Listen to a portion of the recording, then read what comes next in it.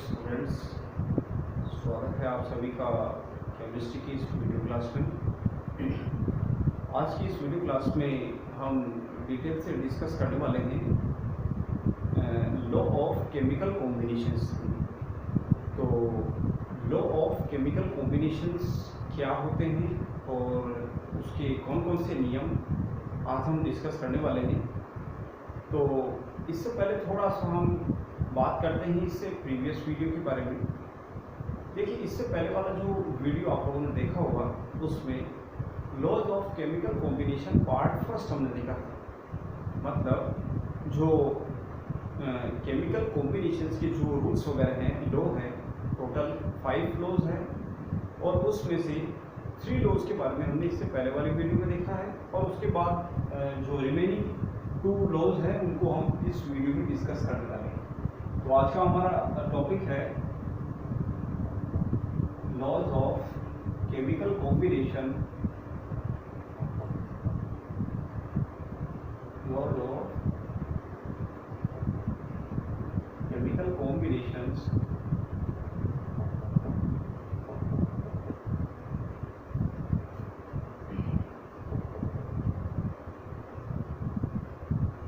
Part second.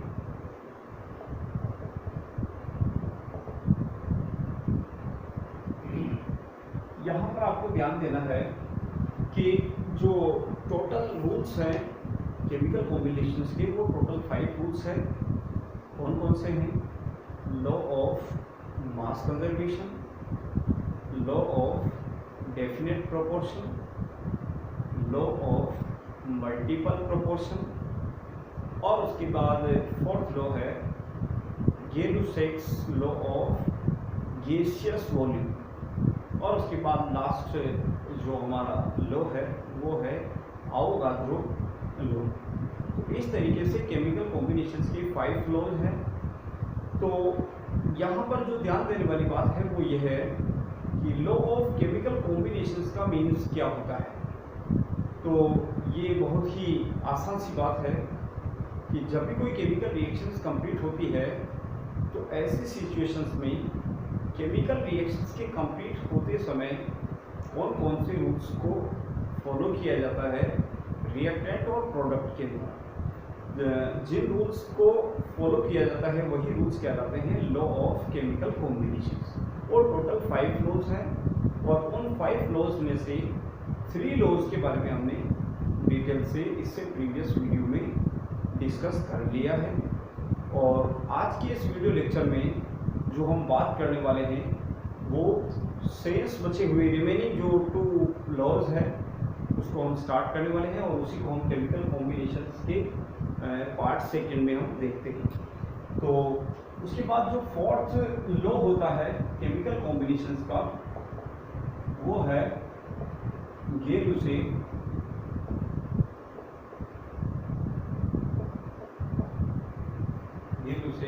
Law of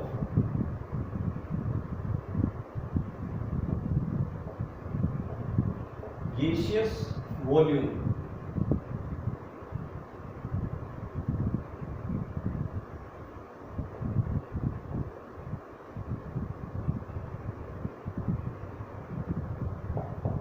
gaseous volume, Gay-Lussac's law of gaseous volume. तो this law was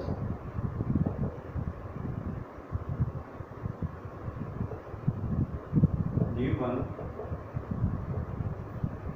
by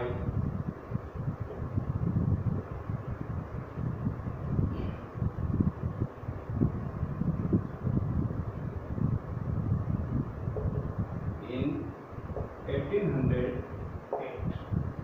तो chemical combinations का ये जो rules है या ये जो नियम है वो गे-लुसैक नाम के साइंटिस्ट ने दिया था 1808 में। गे-लुसैक ने बताया है कि जब गैसें रिएक्शन करती है, किसी केमिकल रिएक्शंस में गैसें पार्टिसिपेट करती है या किसी केमिकल रिएक्शन से कोई गैस का फॉर्मेशन होता है, उस समय इस रूल्स को फॉलो किया जाता है। तो स्पेशली ये जो लॉ है वो गैसियस के लिए है, गैसों के लिए है। केमिकल रिएक्शंस में जब गैसें पार्टिसिपेट करती है तो ये लॉ जो है वो फॉलो किया जाता है।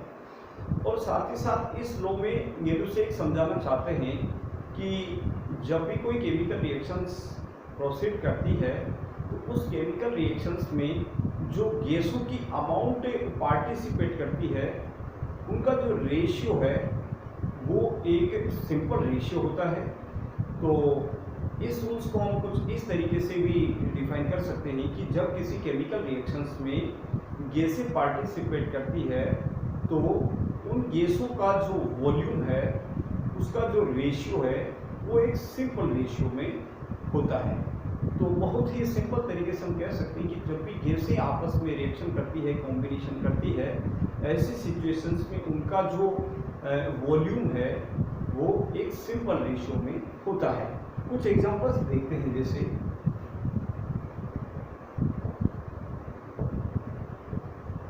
मान लेते हैं हाइड्रोजन गैस और क्लोरीन गैस आपस में रिएक्शन करती है और हाइड्रोक्लोरिक एसिड गैस का फॉर्मेशन करती है। मतलब हाइड्रोजन गैस और क्लोरीन गैस आपस में रिएक्शन करेगी तो HCl गैस का फॉर्मेशन करेगी। और इस लॉ के अकॉर्डिंग देखा जाए तो जैसे मान लेते हैं कि हाइड्रोजन के आगे कुछ नहीं लिखा हुआ, इसका मतलब वन वॉल्यूम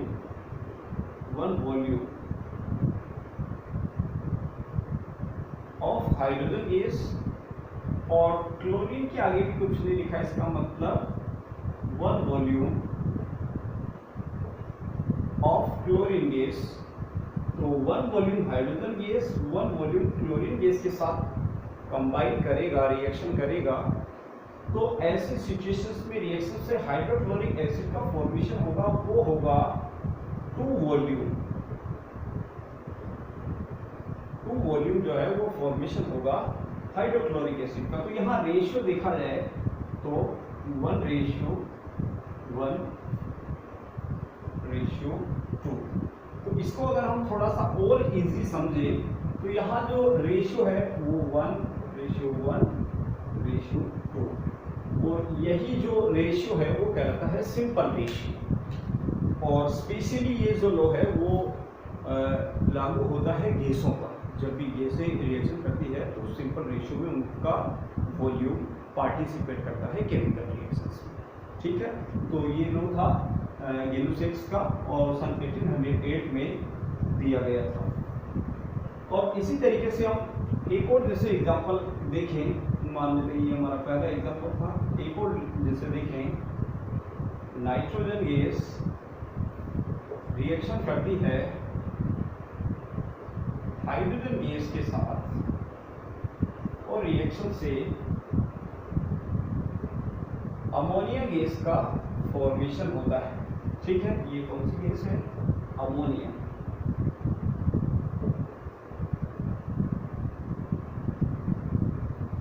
गैस। तो यहाँ इस एग्जांपल से पता चलता है कि नाइट्रोजन गैस का वॉल्यूम कितना है? 1 वॉल्यूम। और हाइड्रोजन गैस की कितने वॉल्यूम है? 3 वॉल्यूम। और इस केमिकल रिएक्शन से बनने वाला प्रोडक्ट भी यदि गैस है तो उसके वॉल्यूम कितने हो जाएंगे? 2 वॉल्यूम। अब यहाँ पर थोड़ा सा आप इसको इस तरीके से समझिएगा। मान लेते हैं हम 1 वॉल्यूम जो है वो मान लेते हैं 15 ml है। मान लेते हैं कि हमारा 1 वॉल्यूम है वो कितना है? 15 ml है। ऐसी कंडीशंस में नाइट्रोजन की यदि 15 ml यूज में लेते हैं केमिकल रिएक्शंस में तो उसमें हाइड्रोजन की कितनी अमाउंट रिक्वायर्ड होगी? वो 150 ml अमाउंट है वो रिक्वायर्ड होगी इस अकॉर्डिंग, क्योंकि 1 वॉल्यूम अगर 50 ml है तो उसकी वॉल्यूम कितना हो जाएगा? 150 ml हो जाएगा। तो 50 ml नाइट्रोजन गैस और 150 ml हाइड्रोजन गैस जब आपस में रिएक्ट करेगी तो इससे जो बनने वाली अमोनिया गैस है उसकी टोटल वॉल्यूम कितनी हो जाएगी? 100 ml वॉल्यूम जो है वो अमोनिया गैस का फॉर्मेशन होगा। तो ये इसका एक सिंपल रेशियो हुआ। इस सिंपल रेशियो में जो है गैसें आपस में रिएक्ट करती हैं, और ये लॉ कहलाता है लॉ ऑफ गैसियस वॉल्यूम। और ये गैलुसेक जो साइंटिस्ट थे उन्होंने दिया था।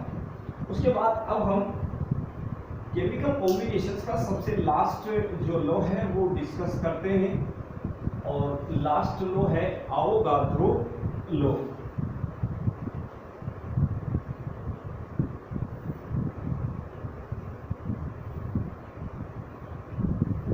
लास्ट फिफ्थ लॉ है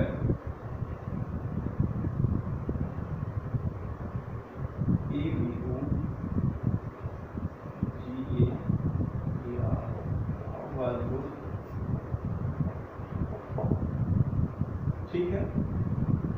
दिस लॉ वाज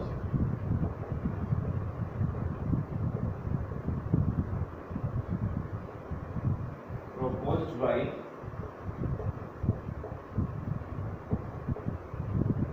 Avogadro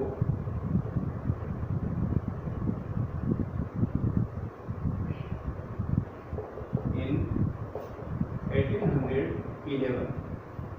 ये रूल्स कब दिया गया? 1811 में दिया गया आवोगाद्रो नाम के साइंटिस्ट के द्वारा। और इन्होंने क्या बताया कि according to this law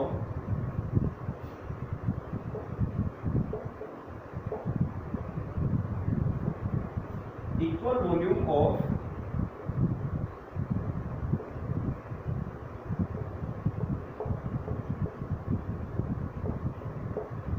all gases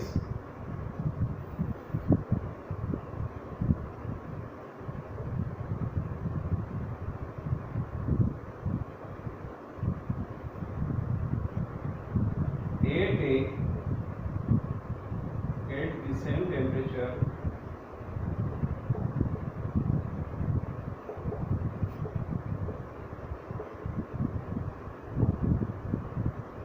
and pressure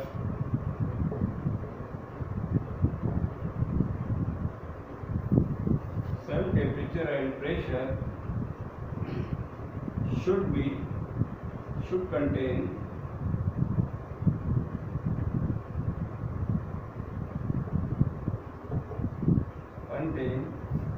equal volume, equal number of particle, equal number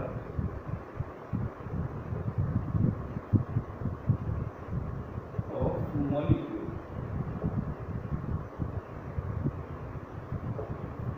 ये लो दिया था आवोगाद्रो ने, और इस लो का सिंपल मीन्स है वो ये है कि जब